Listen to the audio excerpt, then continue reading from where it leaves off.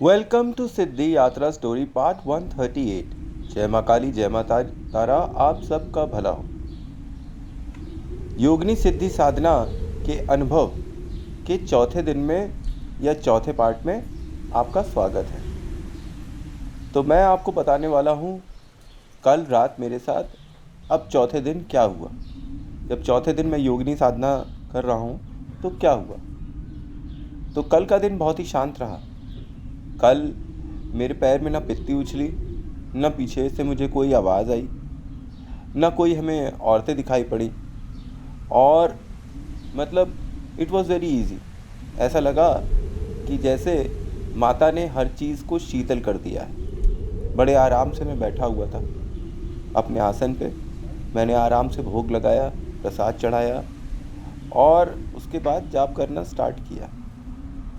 तो जाप करते वक्त कल तो बहुत गर्मी थी फिर से, लेकिन जब मैं जाप कर रहा था तो मुझे एक चीज़ ऐसा मुझे प्रतीत हुआ कि आसपास तो गर्मी है, पर मेरे चेहरे के पास और मेरे कंधों के पास ठंडी हवा के झोंके चल रहे। एक टेम्परेचर डिफरेंस अपने आप को पता चल ही जाता है कि जैसे अगर आप एसी के सामने बैठें और अगल बगल पूरा कमरा गर्म हो, तुरंत एसी आपने स्टार्ट किया हो तो आपको एक टेम्परेचर डिफरेंस पता चलता है कि यहाँ ठंडा है और ये गर्म एरिया है। उसी प्रकार से कल जब मैं जाप कर रहा था तो मुझे भी ऐसा अनुभव हुआ कि मेरे चेहरे और कंधे के पास तो ठंडी हवाएं चल रही हैं, लेकिन बाकी शरीर के आसपास सब गर्म है। और दूसरी चीज़ कि जाप मैं कर रहा था तो झटके जो आ रहे थे मुझे, वो कल भी आ रहे। वो नहीं बंद हुए, वो थोड़े से कम ज़रूर हुए, लेकिन आ रहे थे। और जाप का जो भूल जाना था कल नहीं हुआ। कल एक बार भी नहीं हुआ। कल एक बार भी नहीं हुआ। तो कल का दिन मेरा कल की रात मतलब आई मीन टू से कि बहुत अच्छी बीती। माता ने बड़ी कृपा करी और सुबह होते होते मेरी पूजा ख़त्म हो गई। But one thing was common कि पूजा के बाद मेरी हालत बहुत ख़राब हो जाती है। तो मतलब कि इतनी शक्ति नहीं रहती कि मैं उठ पाऊँ। अब आप सोचिए, मैं 2:30 बजे से पद्मासन में बैठा हुआ हूँ और 5:30 बजे तक मैं उठ रहा हूँ और निरंतर उसी आसन में बैठकर मैं लगातार कर रहा हूँ। सारे दिन मैं काम भी करता हूँ और रात में मैं पूजा करता हूँ। तो हालत मेरी बहुत ख़राब हो जाती है। इतनी ताकत नहीं रह जाती है कि ज़्यादा कुछ और मैं कर पाऊँ। मतलब कि शक्ति नहीं रह जाती है। तुरंत फिर नींद आ जाती है और नींद में भाई मैं फिर गहरी नींद सोता हूँ। दूसरी चीज़, एक चीज़ और मैंने बताना भूल गया कि कल रात में मैंने एक मित्र को याद किया।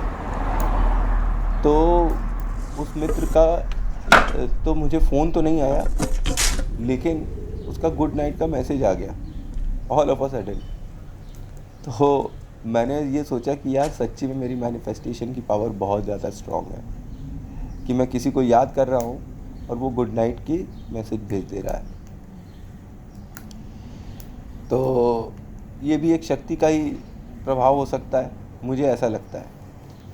अब योगिनी शक्ति करते ये योगिनी शक्ति साधना के पीछे मैं पिछले 1 साल से लगा हुआ था और अब मैं स्टार्ट कर रहा हूँ, आप सोचिए। और फिर भी मुझे थोड़ी थोड़ी प्रॉब्लम्स तो आ ही रही हैं। इस योगिनी साधना में मैं आपको एक चीज़ बताना भूल गया कि मैं काले हकीक की माला, जो मेरी काली माता की माला है, वो यूज़ कर रहा हूँ। और प्रथम योगिनी का मंत्र तो है ही है, ओम काली सिद्धि नित्य सिद्ध माता स्वाहा। हाँ, तो काली माता की ही शक्ति है, तो काले हकीक की माला में यूज़ कर रहा हूँ फॉर बेटर रिजल्ट्स। काली माता की फेवरेट माला जो है वो काले हकीक की ही माला है। उससे जाप करने पे फल अच्छा मिलता है। तो ये थे मेरे कल का अनुभव, जो कि बहुत ही शीतल था और नॉर्मल था। मुझे इस चीज़ का बड़ा आनंद है कि कल मुझे इतना डिस्टर्बेंस नहीं हुआ कि मैं जाप ना कर पाऊँ बहुत ज़्यादा। वो जो झटके आ रहे थे बस वही प्रॉब्लम है, हो सकता है वो भी आगे जाके सॉल्व हो जाए। जैसे जैसे माता मेरी मंत्रों को एक्सेप्ट कर रही हैं, मुझे एक्सेप्ट कर रही हैं। मेरा शरीर भी उनकी शक्ति के हिसाब से टोन हो रहा है। अब मुझे 9 दिन ये पूजा करनी है, नवरात्रि तक, योगिनी साधना, ताकि मैं इसका फल जान सकूं कि क्या होगा क्या नहीं होगा।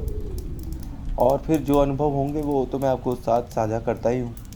आगे जो अनुभव होंगे वो भी मैं साझा करूँगा। फ़िलहाल अपनी वाणी को मैं विराम देता हूँ। जय माँ काली, जय माँ तारा। आप सबका भला हो। Thanks for watching.